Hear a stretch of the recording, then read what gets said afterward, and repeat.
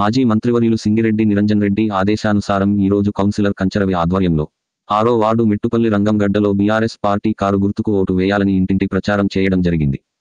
ఈ ప్రచార కార్యక్రమంలో 6వ వార్డు మిత్ర బృందం ఎస్ శేఖర్, ఎస్ రాములు, రంగం వెంకటేష్, రంగం శేషయ్య, రంగం మన్యం, వెంకట్ రెడ్డి, వెంకటయ్య యాదవ్, కార్తీక్, ఓడి రాములు, చుక్క శివ, గోకం బాలకృష్ణ, గోకం కిషోర్, శ్రీను తదితరులున్నారు.